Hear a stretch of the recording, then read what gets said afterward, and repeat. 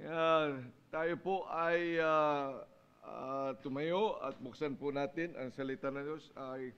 I hope, or I think, have you felt na may problema tayo sa tubig? Uh, Kasi po, sira na yung pump natin. Um, At ang magagawa, sira yung pump. Kaya kailangan, pati yung manual pump, sira din. Hindi siyempre, kung sira, mag, uh, mag-iipon tayo. Saan ka kukuha ng tubig? Saan? Doon sa creek. Sira yung pong pump, kaya pag-pray po natin na magawa, magawa, o kaya mapaltan na kasi talaga sira na. Maliban lang na meron ditong may mga healing na kamay at pag pinag-pray natin,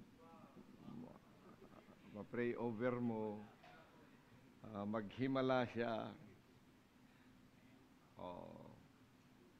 bubukal ang tubig. Kaya kailangan natin talaga. Yung isang pump po dyan, mga kapatid, ay 45,000.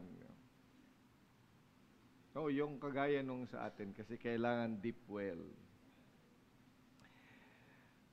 Dahil nga po, na-overwork ho yan, dahil sa dami ng mga gumagamit na. Nung maturo ang maligo, ligo ng ligo. Nung maturo ang maghugas ng kamay, naghuhugas na ng kamay. Dati-dati naman hindi naghuhugas. Nung maturo ang mag-toothbrush 3 beses, nagtutoothbrush. Dati-dati naman ay, 1 linggo na bago mapag-toothbrush. Kaya wala tayong magawa. Pag tinuruan mo talaga, gagamit yan. Tinuruan na magbuhos pag ikaw ay umihi. Hindi tayo tinuruan umihi na lang dyan sa paligid-ligid. Ay linga. So, kailangan talaga ng paggamit ng tubig. Tapos tinuruan maglinis din. No? Okay, kailangan pa rin ng tubig. So, pag-pray po natin na either maayos yan or may nagsasuggest, mas maganda po ay deep well, submersible na yan.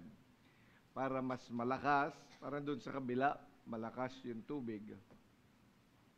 Para hindi na-overwork yung, ano ba tawag niyan? Yung pump. So, pag na-overwork yung pump, pag mayroon lang gumamit yan, ikot na ng ikot yan. Pag binuksan mo lang ng konti yung yung faucet na ganyan, tapos ang lakas-lakas, lakas din ng kanyang ang ikot noon. Lalagay mo pa doon, pagkatapos ay hahayaan mo lang na mapuno doon sa baso mo. Ganun pa rin ang ikot yun. Kaya yan, nag-overwork. Okay. Kaya kailangan na ng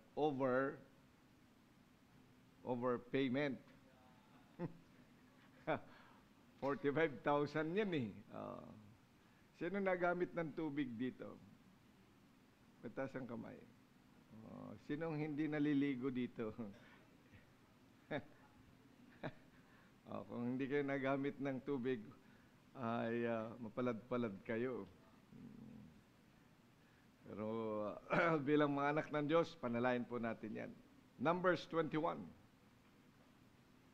Numbers chapter 21, verse number 17.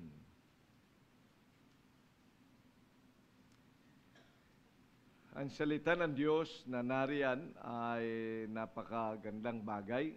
Sabi ng Panginoon, "Spring up, O well, sing ye unto it." Nabasa niyo yan? Nakita niyo?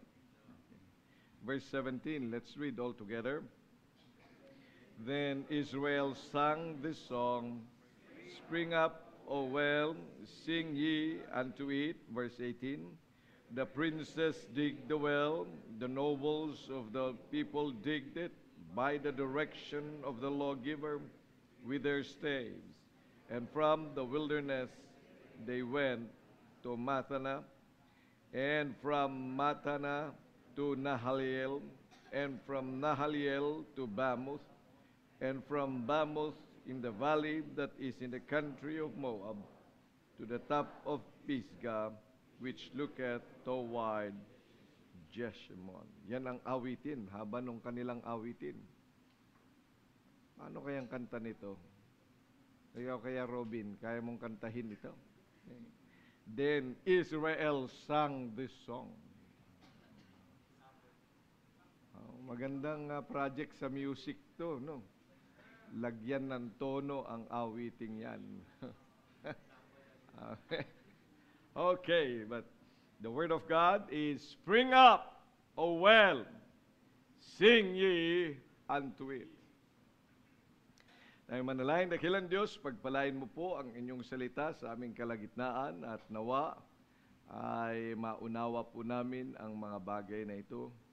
Maraming salamat po, Panginoon, na ipinasulat mo ang inyong salita at tulungan niyo rin po kami na makita ang kanya nga pong dahilan bakit ito po ay inyong ipinasulat, mabasa po namin. At ano po ang nais mo na gawin din ng bawat isa ng inyong simbahan sa pamamagitan po ng mga talatang ito. Maraming salamat muli sa pagkakataon sa pangalan ng Panginoong Hesukristo. Amen. Okay, please take your seats.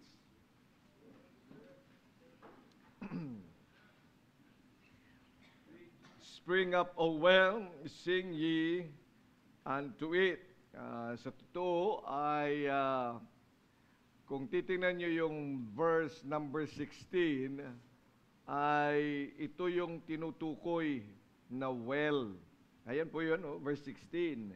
And from thence they went to Beer. Beer. Na, hindi yung beer na yan, ha? Beer. Okay.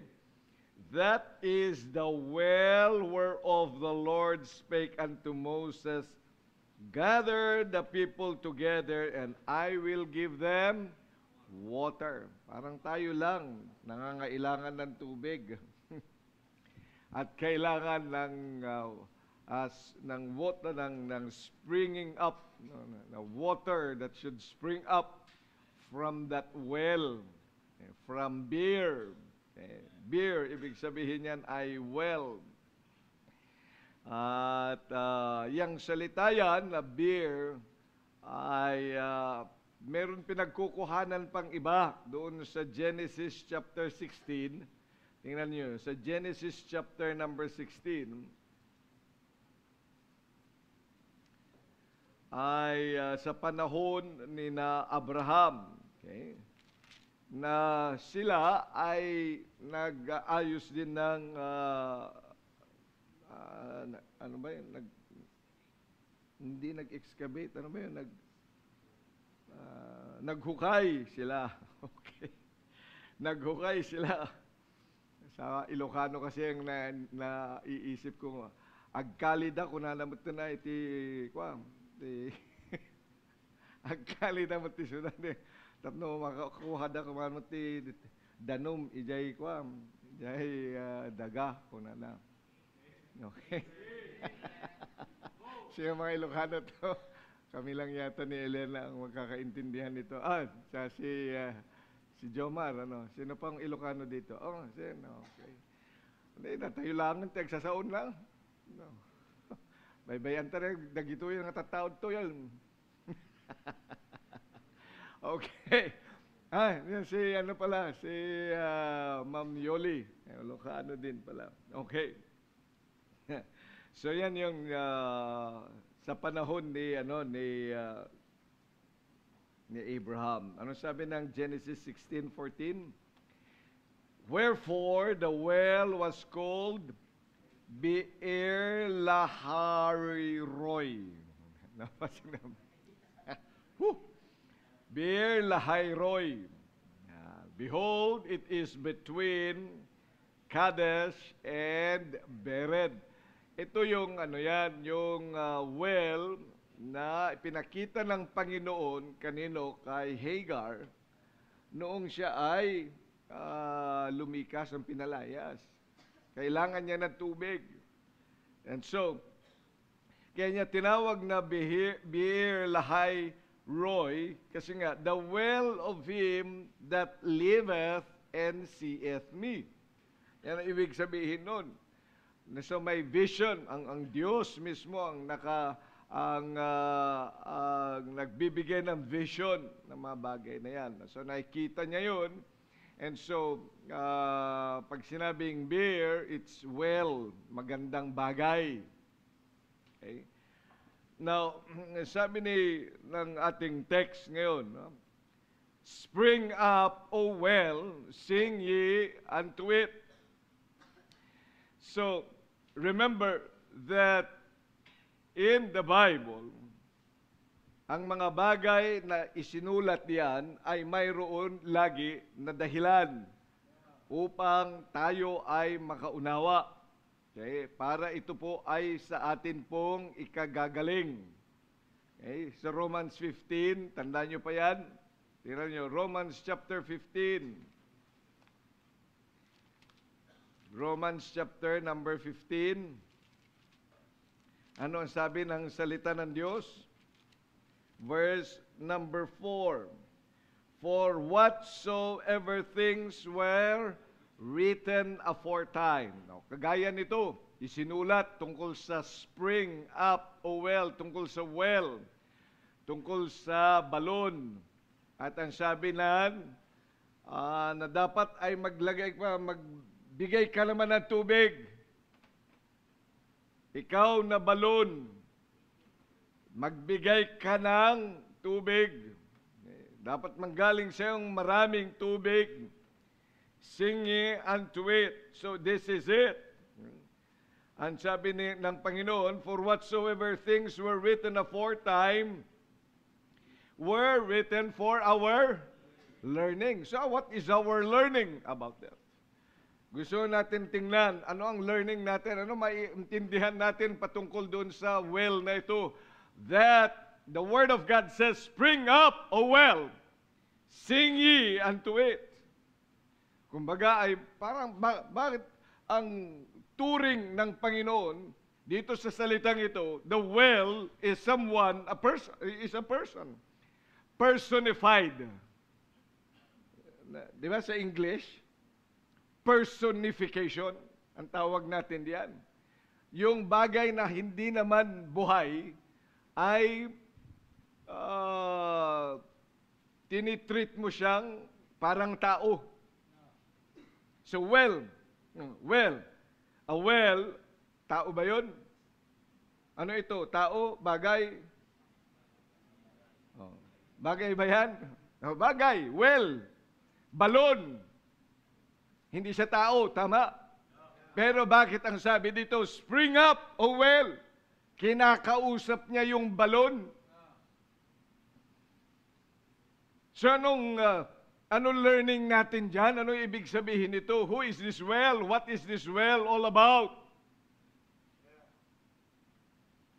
So, for aforetime written for our learning, that we through patience and comfort of the Scriptures might have hope. Ibig sabihin yan, pag naintindihan natin ito, nagkaroon tayo ng learning dyan, then makikita natin ang salita ng Diyos would give us indeed hope and would give us indeed comfort. Kakaroon tayo ng, ano ba comfort sa Tagalog? Kaaliwan sa ating buhay. Makikita natin yung tamang kaaliwan sa buhay natin. Tayo ay mag-aakto ngayon ng tama ayon sa Scriptures. Ayon sa salita ng Diyos. So pag naintindihan mong bagay na yan. So you see, yung sinabi dito sa ating text, spring up, O well, sing ye. Biro mo'y pakakantahin pa yung well. Ang balon, sabi niyan, spring up, magbigay ka naman ng tubig.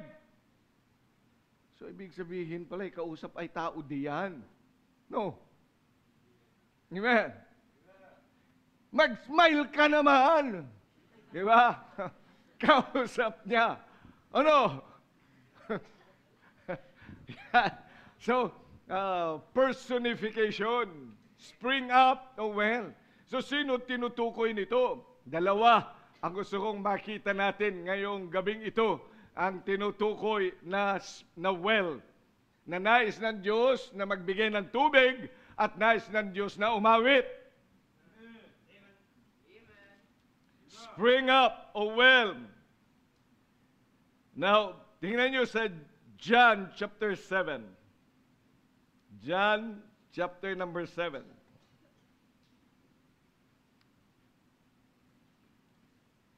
Verses 38 to 39. Anong sabi? He that believeth on me, as the scripture hath said, out of his belly shall flow rivers of flowing water. But this spake he of the Spirit, which they that believe on him should receive. For the Holy Ghost was not yet given, because that Jesus was not yet glorified. So, sino tinutukoy na balon dito? Sino ang magiging balon? That out of him, out of his belly, in his innermost being, sa kanyang kalooban, ay lalabas, they shall flow rivers of living water. So, sino ang tinutukoy niyan? Ang mga believers. Ang believers na tagkakaroon ng pananampalataya sa Kanya because out from Him, sapagkat ang pananampalataya natin sa Panginoong Kristo ay yan ang sinasabi, when we receive Christ as our Lord and Savior, the Holy Spirit indwells in us. At sa pamamagitan niyan, then there will be water springing up, living water, springing up from us. You see, we are all dead and we are useless. Pero maraming salamat dahil sa kaligtasan, God would want to use us. And so when we are saved, when we receive Christ as our Lord and Savior, nanahan ang banal na Espiritu sa atin para tayo ay magamit niya. Para maging kapakinabangan. Remember that what we are before we were unsaved. Ano sabi ng salita ng Diyos? Romans chapter 8 verse number 1. Ano sabi? There is therefore now no condemnation to them which are in Christ Jesus. Ano ibig sabihin niya? Let's get back further. So yung mga wala pa kay Kristo, anong sabi? They are what? Condemned. Anong sabi na John chapter 3, verse number 35? He that believeth not is condemned already. So ano yung condemned? Useless. Parang building yan na condemned. Hindi mo na dapat gamitin yan. Yun tayo dati. Yun yung mga ngayon, yun mga hindi ligtas. Ang hindi ligtas, condemned. Walang silbi. Wala tayong silbi dati. Kahit paanong itsura natin, kahit pa maganda ka, kahit pa pogi ka, kahit pa mayaman ka, kahit pa matalino ka, wala kang silbi sa harapan ng Diyos. You are condemned.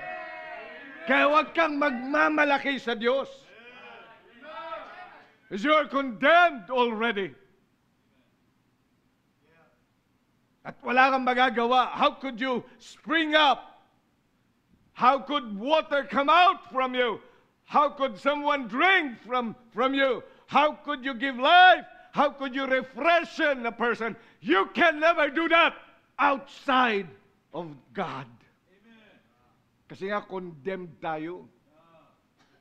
Pero maraming salamat noong tayo nakakilala sa Panginoong Kristo. Noong iprinisenta sa atin ang gospel. nung makita natin na tayo ay makasalanan and condemned already.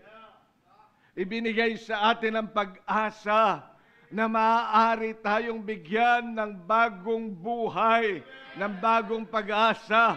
Kaya nga ho, nung ikaw at ako ay tumanggap, kaya dapat tandaan mo yung panahon na ikaw ay totoong tumanggap kay Kristo. Then there is new life that was infused in you.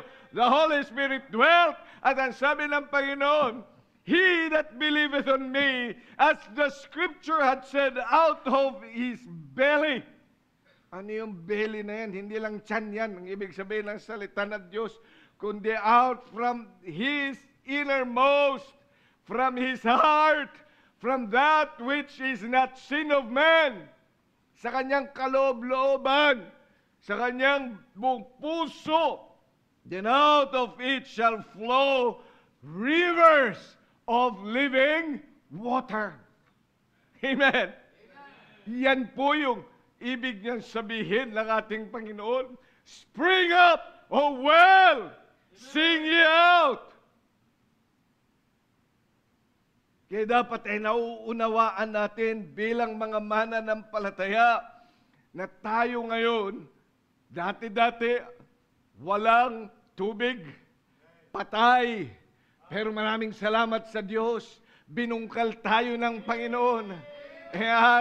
At nanahan sa atin ang banal na Espiritu. At magagamit na niya so that water shall come out from us. And then we can be able to touch other people's lives. Yun po yung gamit niyan, yung gamit sa atin. You see, we ought to be well that springs up water. Ano ba ang tubig na nagbibigay ng refreshment para sa mga iba? Tayo ay dapat lamang na nakakapag-influensya sa iba. We should be able to touch other people's lives. Yan po yung importansya. Kaya napakahalagang isang mananampalataya. Kaya kung ikaw ay nag-iisamang mananampalataya sa bahay ninyo at ang mga mahal mo sa buhay ay hindi pa naniniwala at wala pa talagang buhay sa kanila, kundi sila ay patay. They're all condemned. Ikaw ang pag-asa. Kung ang mga kaibigan mo ay wala pa sa pagkakilala sa Panginoon, kung ang mga office mates mo, kung mga kakilala mo, mga relatives mo ay wala pa sa pagkakilala sa Panginoon, sila ay patay pa. They are condemned, condemned, condemned, condemned, and they are dried. Ikaw ang pag-asa, kapatid. Kaya sabi ng Panginoon, spring up, O well! Yan po ang nais niya sa iyo. Yun ang nais niya sa akin. That I should be able to touch at least one life. Kaya ang tanong ko sa iyo, have you ever been or have you ever touched another people's life? Have you been springing up? Oh well! Alam niyo, bilang mga mananampalataya, if you look at our text, doon sa Numbers. At babasahin natin yung iba't ibang pangyayari bago ito sa verse number 17. Makita mo ang bansa ng Israel. Doon pa lang sa verse number 4. And they journeyed from Mount Hor by the way of the Red Sea to compass the land of Edom. And the soul of the people was much discouraged because of the way. Alam mo, kung ikaw ay mananampalataya, dapat ilagay mo sa puso, sa isip mo, yung kalalagayan ng mga tao na kasama mo. Kapag yan ay hindi mga ligtas, o kaya sabihin man natin, marahil may mga ligtas din kang ikay kasama. Pero tandaan mo that because of the journey, And because of the way where we are walking through, these people are discouraged. Are you discouraged? Di ba nadi-discourage ka rin? Alam mo, gusto ng Panginoon, nadi-discourage ka rin. Pero sabi ng Panginoon, because you are a well. Spring up! Sing out! Anong discourage ka pagkatapos ikaw pang source ng discouragement ng iba? Hindi ang plano sa iyo ng Diyos. Yung ikaw ay latang-lata, yung ay dry na dry. Ang sabi ng Panginoon, hindi pwedeng i dry. You ought to spring up!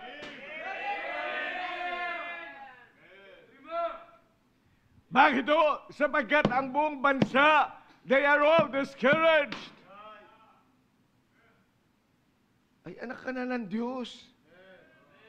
Amen. Kaya pwede ba, tama yung awitin eh. Kailangan natin ng Gideon. Ay, kung ikaw ay discouraged din, di lahat na lang discouraged. Ay, ikaw ay murmurer. Nag-murmur. Bibiro mo ikaw ang source ng mga murmuring. You are a well. Yes, sir. Amen. Spring up. Bigay ka naman ng magandang smile sa iba. Ikaw naman magbigay ng refreshment sa kanila.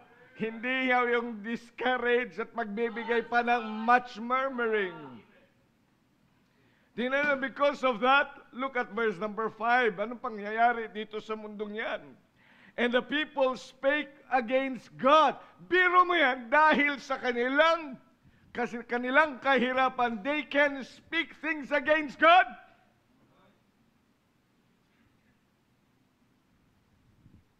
Ang naiintindihan ko na ang mga taong nahihirapan, maaaring they can speak many things against you.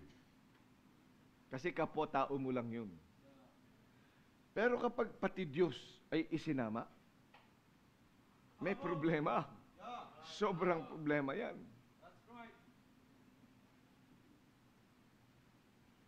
Kaya, kung may mga nagsasabi man kuminsan ng masakit, kahit sa akin, pastor na ako niyan. Ang nagsasabi ng masakit,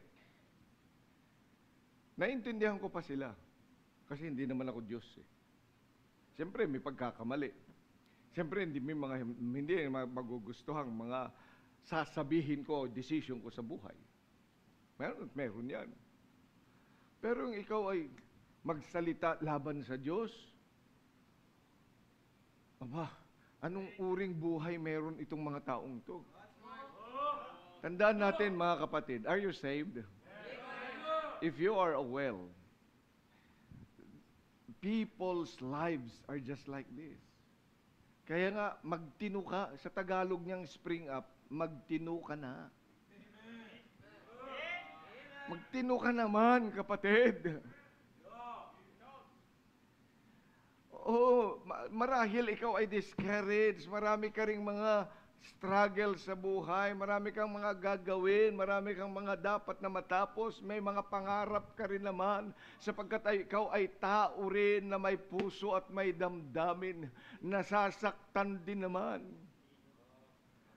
Pero sabi ng Panginoon, you are a well. So spring up.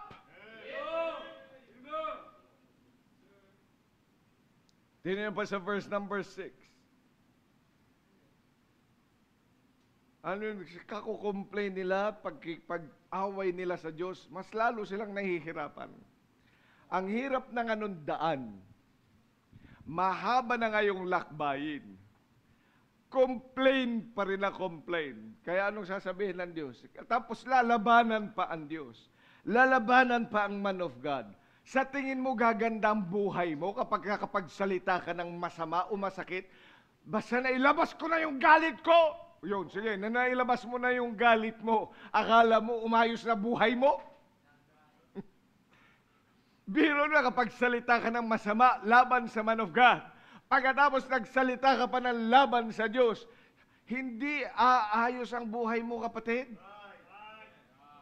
At hindi aayos ang buhay ng mga taong nasa sa palibot mo. Ano mangyayari? Ang sabi ng Panginoon, and the Lord sent what? Fiery serpents among the people. And they beat the people, and much people of Israel, what? Died. Pero mo yan? Lalabanan mo ba naman ang Diyos? Pagsasalitaan mo ba naman ang masama ang man of God?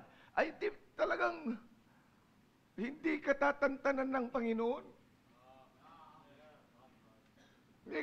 Hindi ka po pwedeng, hindi ka po pwedeng manalo sa Diyos. Kaya nga sabi ng Panginoon, nakaranas sila ng kahirapan, nangangamatay sila. So nung hiningi nila, tingnan niyo sa verse number 7, therefore the people came to Moses and said, we have sinned. For we have spoken against the Lord and against thee. Pray unto the Lord that He take away the serpents. Biro mo yan, ang request, tanggalin ang serpents. Pero yun bang way ng Diyos? Hindi rin. Sabi na, anong tatanggalin ko? Hayaan ko yun sila mga nandyan. Ano lang gawin mo, Moses? Gumawa ka ng brazen serpent. At sabihin mo sa kanila, doon sila tumingin. Pag sila ay tinuklaw ng ahas, tumingin sila doon. Mga reklamador, ayaw nilang manampalataya sa sinabi ng Panginoon. Yeah, you see, the Lord was teaching them. Ang request nila, tanggalin, di ba? Alisin na. Parang yung request lang ni Pharaoh. Tandaan nyo doon sa mga plagues doon sa Egypt. Nagdatingan ng mga palaka. Lahat, may palaka sa lahat. Pagkatapos nung maamoy na nila yung sa bawat kanilang higaan, lutuan ay may palaka. Matutulog na lang sila, katabi nila palaka. Ikaw kaya matulog na katabi mo palaka. Sige ka. Makakatulog ka pa ba? Ay pambihira, tapos tatalon-talon sa'yo dyan. Pagkatapos, hindi ka makakatulog dyan. Ilang araw kaya yun. Kaya humiling sila, patanggal mo yung palaka. Anong ginawa ni Moses? Nag-pray sa Panginoon, tanggal talaga palaka, nangamatay sila. Tama? So bawat hingi nila, ganun lang yun. Tingnan mo, ugaling unsaved pa rin to.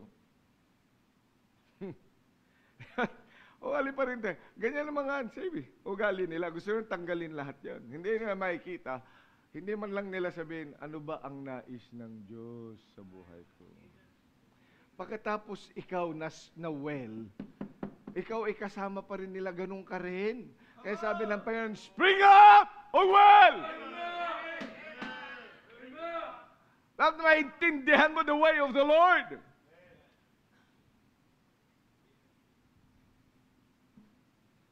Yan sabi ng Panginoon, yan, ilagay nila yan. At ilagay mo doon sa open field. At doon, itaas mo.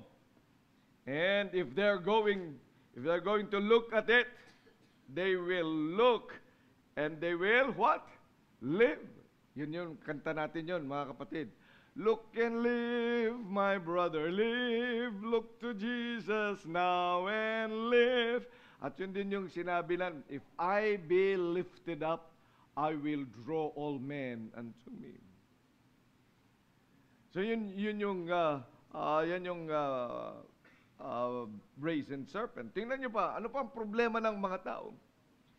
And then verse number 10, and the children of Israel set forward and pitched in Oboth. Pagkatapos verse 11, and then they pitched to Ejiabarim. And then verse number 12, and then they pitched in the valley of Zared. Verse 13, and then they pitched on the other side of Arnon. Tingnan nyo, hanggang sa makarating sila doon sa Beer, sa verse number 16. And from thence they went to Beer. Pero yan, hindi pa rin natapos yung kanilang paglalakbay. Mahaba talaga yung lakbayin. Kaya nga ho, ang mga tao ay nahihirapan. Ikaw nahihirapan din, oo. Pero ang kaibahan natin, the Lord made us a well, and that He came to us so we can spring up, and out of us will what? Flow rivers of living water. Yan po yung kaibahan natin. Umakto ka namang kakaiba. Yung anak ng Diyos. Na sa dami, haba ng lakbayin, nakikigaya ka din sa kanila. Pagod na ako, hanggang kaya.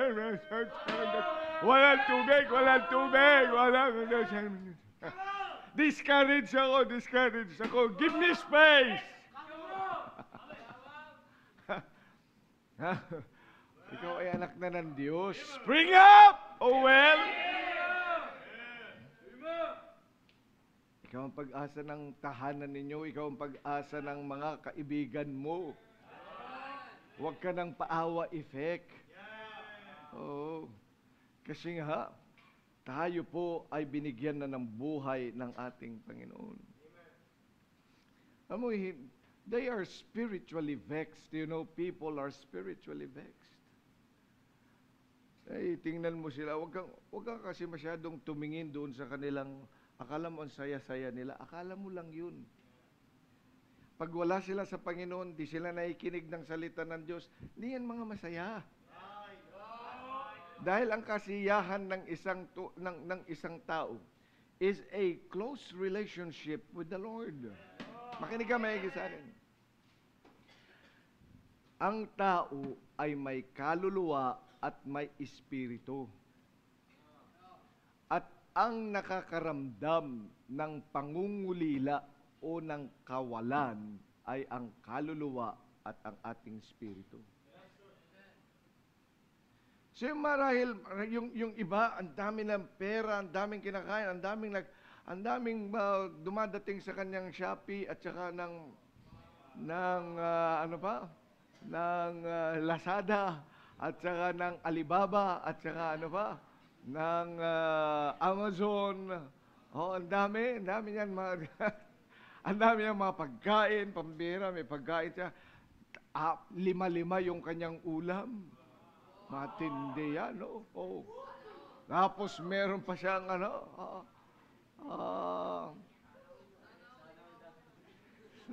sana oil. Oh.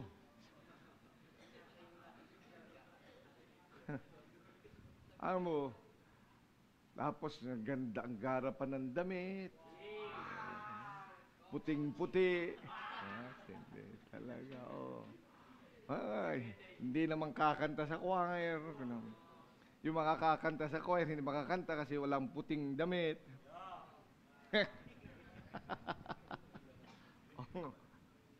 Ayun. So, yan makikita natin. Oh. Kung minsan, pag tinitingnan natin siya, di ba, nakakainggit? Di ba? Kaya ka, napapasana all ka eh. Pamahinig ka maigi sa akin. If you are a Christian, honestly speaking, if you are a Christian, do not look at them in their physical and material things. Tingnan mo sila sa kanilang spiritual na kalalagayan. Pag yan hindi nasimba, hindi mo nakikita sa simbahan, hindi yan masaya. Pag hindi mo nakikita yan na nagbabasa ng Bible, hindi yan totoong masaya. Kahit papatawa-tawa siya saan, doon sa kanyang cellphone na bago, pagkatapos ay dahil niyang mga napapanood doon, hindi yan totoong masaya. Mangangalumatayan sa kanyang kapapanood, pero hindi yan masaya. Because the soul is vexed. Natatandaan ninyo yung pangyayari kay Lot? Tingnan natin sa 2 Peter. Balikan natin yan sa 2 Peter chapter number 2.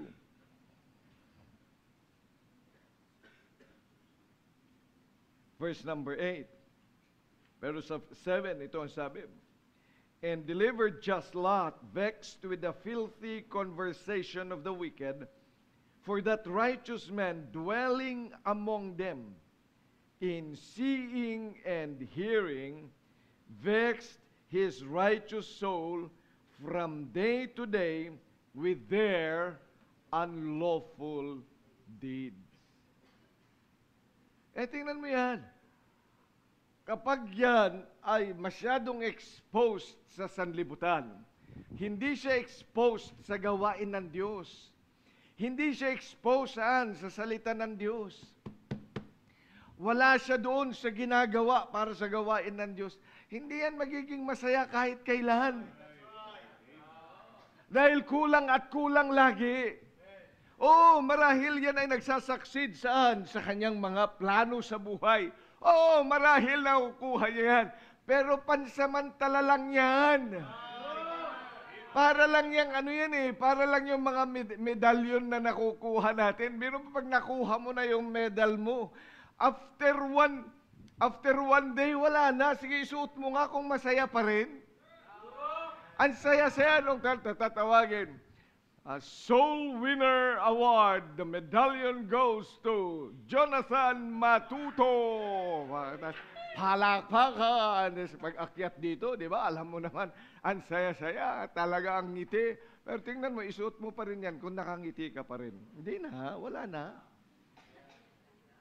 Iisipin na lang namin, ganun ka. Kasi nga, hanggang doon lang yun. Pero yung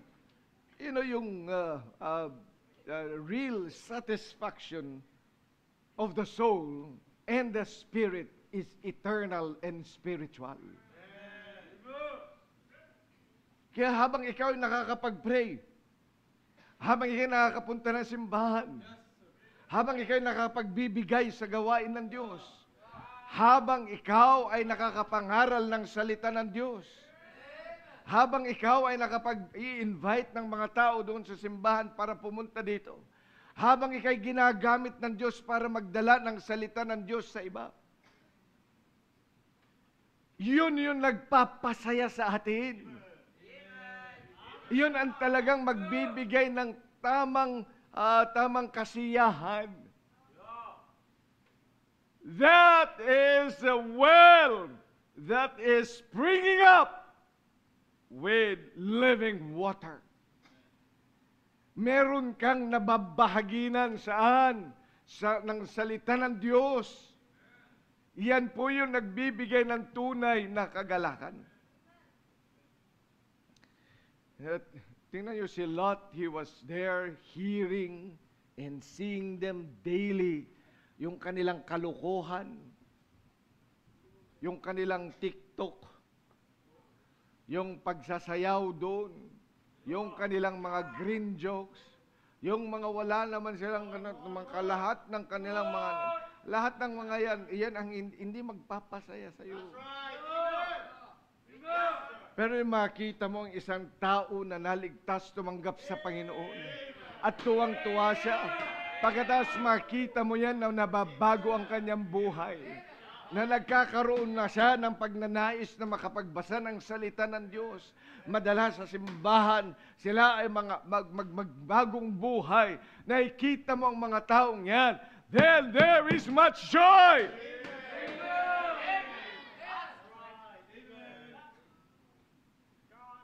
See, we are the individual members. Pag ikaw ay ligtas, you are that well. Kaya umawit ka. Spring up and sing unto the Lord. Amen. Tama na yung masyadong nandyan ka sa yung pagsisintir, ika nga, sa yung paglilista lahat ng litanya mo sa buhay.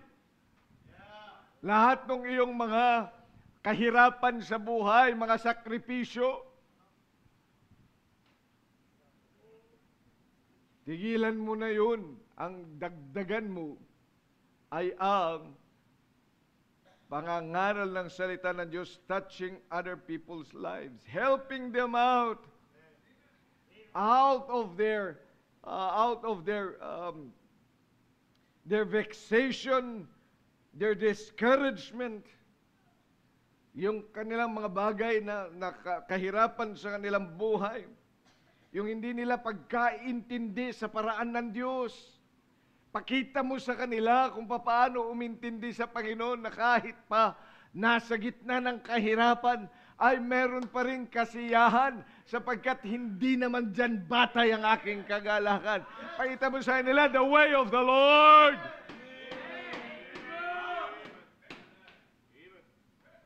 Don't act like the unsaved. Yes, sir. Don't pray like the unsaved. Amen. Ang prayer ng isang taong ligtas, sasabihin ng Panginoon, not my will but thine. Yan ang prayer. Although gusto natin talagang bigay ng Panginoon ito sa atin, tanggalin ng Diyos ang fiery serpent. That is what we want. But if the Lord doesn't want it because He has other ways, sundin natin yung kanyang gawi. Yes, sir. Pakita mo yun bilang anak ng Diyos. Dahil ang parahan ng sanlibutan at paraan ng Diyos magkaiba. His ways are not our ways. May ibang paraan ng Diyos. Talagang hindi ko makakalimutan yung awitin na I want, ano yan? Your ways are higher than my, kata yan? Ha? I want mountains to move, but you want me to climb. Hear mo yan? Sa bagay nga naman, your ways are higher than mine. Dapat maintindihan natin, ganun nga. Kapag may mga bagay na talagang sinarhan ng Diyos dyan, ay hindi ka maglulupasay. Kundi kung sinarhan ng Diyos dyan, maybe there is another way. Baka kailangan kong tumalon. Baka kung kailangan kong tumingin pataas, hindi yun lang sa nakikita.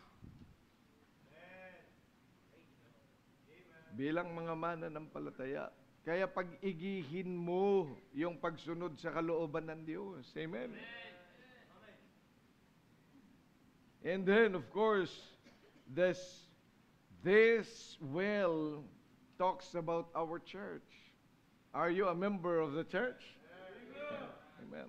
Tingnan nyo sa John chapter 20, verse number 22. 20, verse 22. And when he had said this, he breathed on them, and saith unto them, receive ye, what? The Holy Ghost. Sa Acts chapter 2, verse number 4, and they were all filled with the Holy Ghost, and began to speak with other tongues, as the Spirit gave them what? Utterance. You see, the Holy Spirit submerged the whole church.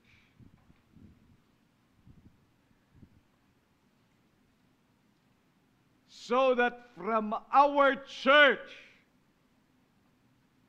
then shall flow rivers of living water.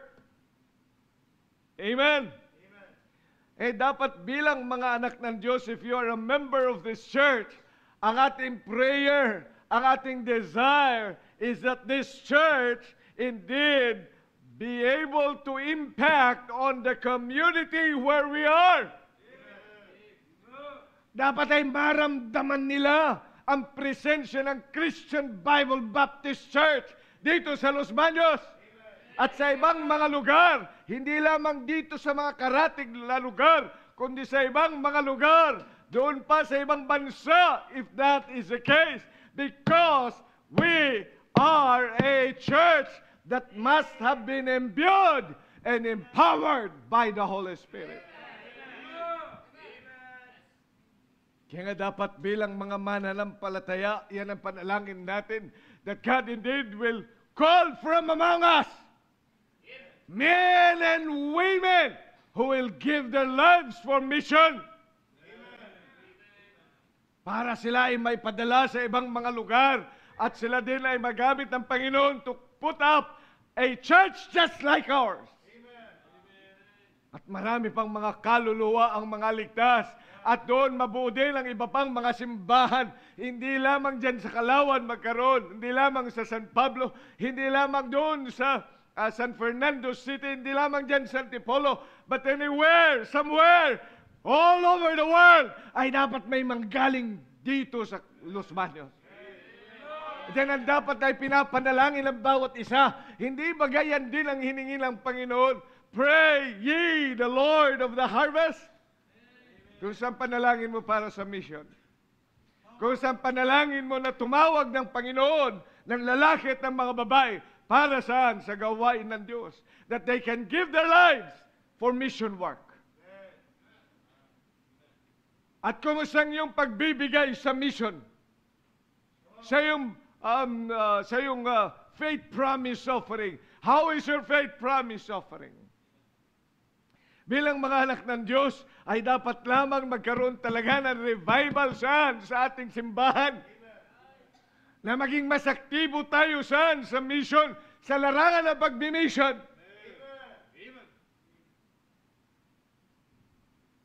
Kaya nga yung plinano ng beacon of the gospel na kahit wala pang tao. Sabi may barangay evangelistic meeting hanggang ngayon ay wala pa. Ay dapat ma-revive. Yung school-to-school evangelism ay dapat lamang naumpisahan na. Ay nasaan na yan? Kailangan na revival. Amen.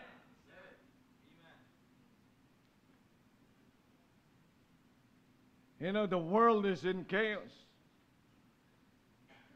Kailangan natin ng revival sa ating...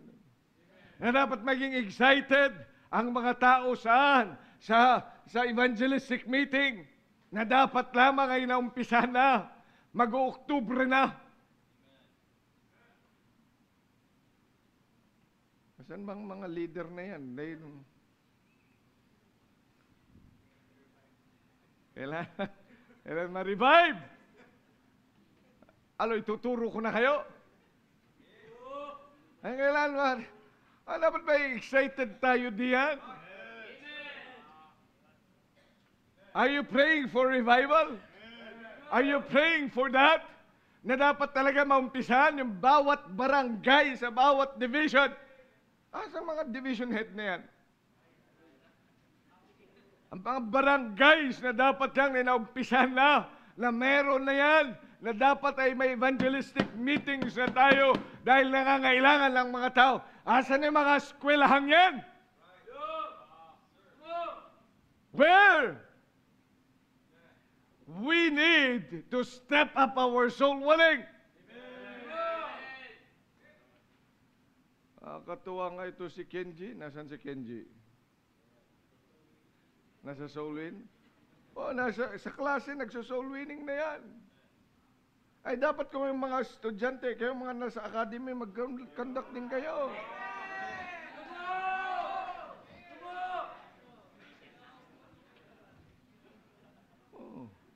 Nasa ibang mga eskwelahan. Ba't hindi nyo gawin yan? School to school. Room to room. Mahinihintay nyo. Titindig lang yun. Nagpapaalam lang sa teacher.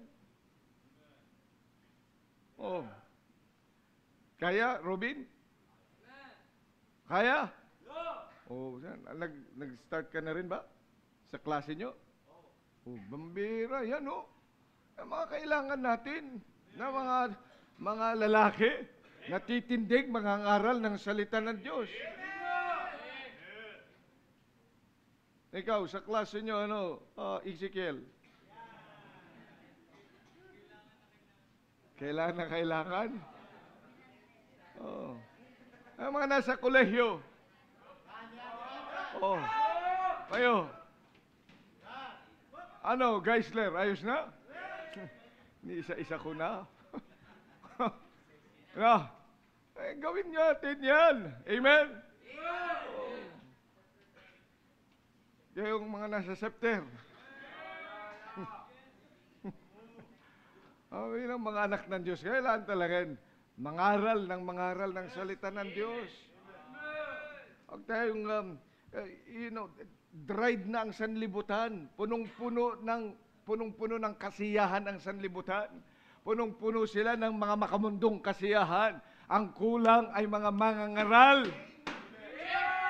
At saan yan manggagaling? Di kundi nandito sa atin.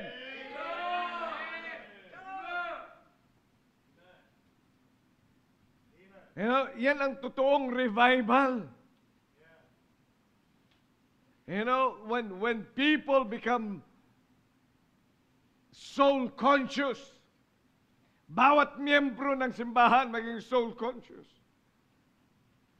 Bilang mga anak ng Diyos ay dapat lamang maunawa natin ang bagay na yan. Pastor, hindi pa ako marunong magsalita. Di tumawag ka ng isa. Halika doon sa aming opisina, marahil ay gagawin. See, bilang mga anak ng Diyos, dapat lamang makita sa atin pag-ibig natin sa kaluluwa. Revival means soul winning. Revival means sin hating. Tingnan po ninyo, bilang mga anak ng Diyos, ay dapat matutunan natin lumayo sa kasalanan.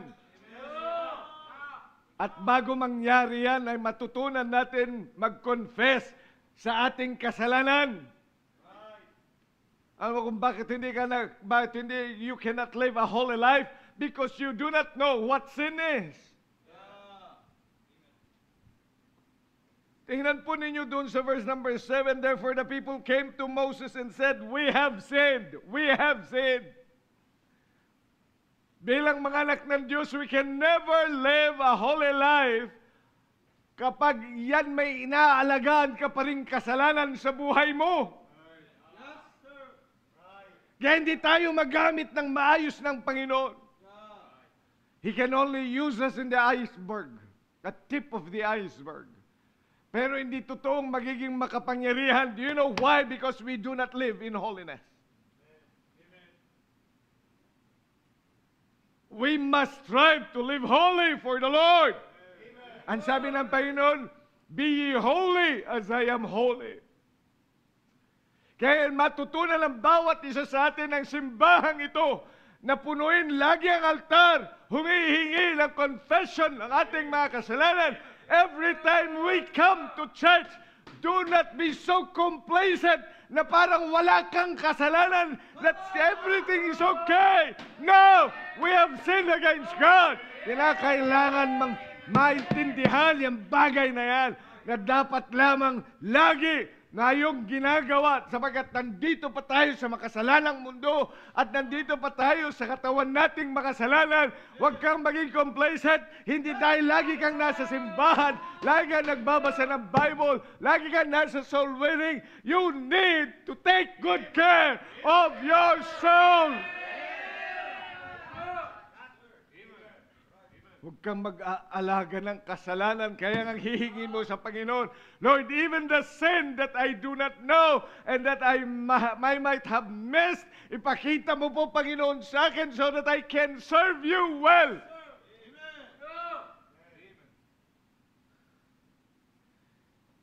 Dahil wala pa tayong problema, then we think we are okay. We are not okay. Andito pa tayo sa mundo. You know, the devil is alive. And the devil is just right beside us. At yan ang kanyang gagawin lagi sa atin.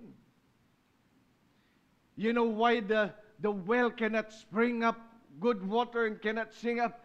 Kasi nga yan napaplag ng kasalanan. Tinatabunan yan ng kasalanan. Tinatabunan yan ng kamunduhan. Tinatabunan yan ng ating mga selfish desires. Kaya hindi tayo magamit ng Diyos. That's why we cannot spring up. And we cannot sing out. Kasi nga may kalokohan tayo, may kasalanan sa ating puso, sa ating isip, sa ating gawi. Bilang mga anak ng Diyos, ay huwag tayo maging complacent sa bagay na yan. Pag ikay pumupunta na simbahan and when you start reading the Word of God, do not think that you are okay.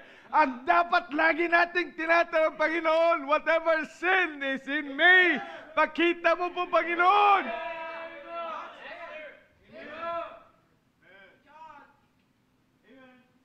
Huwag kang maging kagaya ng Pariseo na nanalangin, Panginoon. Ang sabi niya, Panginoon, buti na lang, hindi ako kagaya ng publikanong yan. I fast once a week. I give my tithes. Biro mo yun ang kanyang mga ginagawa lagi, kaya hindi niya nakikita yung kasalanan niya. Dapat ay maging kagaya tayo ng publikano. Lagi, sinasabi natin, because we believe that we are still sinners and we are still in a sinful world. We are not yet perfect. Yan ang dapat lang na inatupag natin, and do not be so complacent. At pupunta ka sa simbahan na parang wala lang.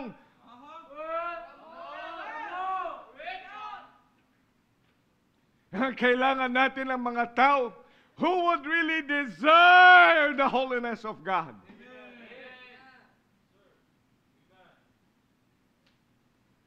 Makita natin yung ating katamaran pa rin sa Panginoon. Makita pa rin natin yung ating kalapastanganan sa Diyos.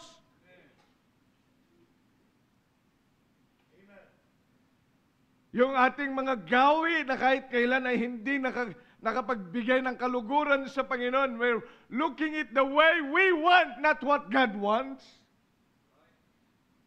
Yan ang dapat na bunga ng ating pagpunta ng simbahan.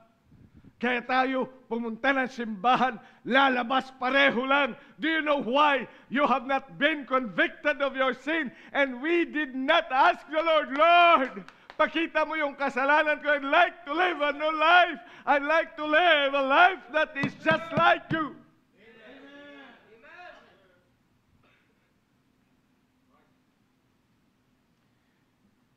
The devil would plug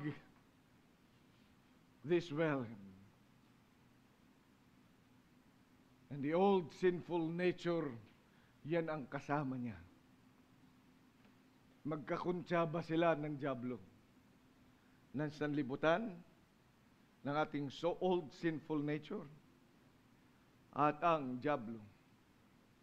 Magkakasama yan. At sa bawat araw na ating ibinubuhay, mga kapatid, na ginugugol sa mundong ito, the devil always, one way or another, wins. Kaya ngayon ang dapat bilang mga anak ng Diyos. That's why the altar is always open. That's why there is always preaching of the Word. That's why there is a time that we should really think it over. Na pag ikay nakikinig, ay huwag pasok dito tapos labas diyan. Pag tayo nakikinig, ay tinitingnan natin yung mali ng iba. Tingnan mo lagi ang mali ikaw. Na pag sinabi na, hindi yung sinasabi mong, alam ko na yon, pastor, alam ko na yon. Not that. Pero nagawa ko na ba yun? Kulang pa rin yun. Bilang mga mananampalataya, ay huwag natin hahayaan na ang dyablo ng sanlibutan na our old sinful nature will plug that well so that we cannot spring up. Kaya ngayong gabi, our church needs revival. Yun ang kailangan natin, kapatid. Totoo, kailangan natin ang pera. Totoo, kailangan natin ang mga full-time workers. Ang lawak ng hasyenda. Totoo, kailangan natin ng mga maraming mga tao. Pero mas kailangan natin ng revival. That there must be much confession of sin in the altar every service. Ay dapat ay hinihingi sa Diyos ang ating mga kasalanan. Napatawarin tayo ng Diyos at bigyan pa tayo ng kaunawaan and power that we can overcome all these things. Because that's what we need today. Huwag kang maging kampante sa buhay. Oh, the work of the Lord and the Word of God tonight spring up, oh well. Sing ye unto it is God's desire for each one of us. Will you accede to His call? Susunod ka ba diyan? na ikaw ay makapag-influensya ng kahit isang tao. At ang ating simbahan ay magkaroon pa ng maraming mga gawain. Makasuporta pa tayo sa mga gawain. Pero mangyayari yan if there would be revival from among us. Kung ikaw ay nabubuhay sa kasalanan, sa panlalamig sa buhay mo, bakit hindi mo basagin yan ngayong gabi? At bukas o mamaya, live the life that the Lord wants you to live. Tayo lahat paiksi tayo. Muli dakilang Diyos, maraming salamat po sa pagkakataon pinagkaloob mo po sa amin.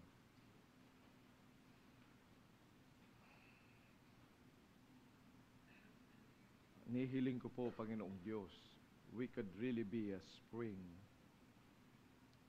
of living waters. Maraming salamat po sa pagkakataon nito at ikaw manguna sa amin. Maging sa aming pong invitation ngayong gabi. Sa pangalan ng Panginoong Jesus. Amen. Habang tinutugtog ang awiting panyaya.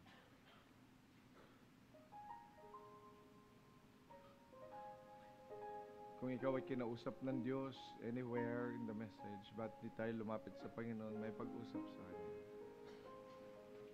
Unahin natin ang altar ng mga tao.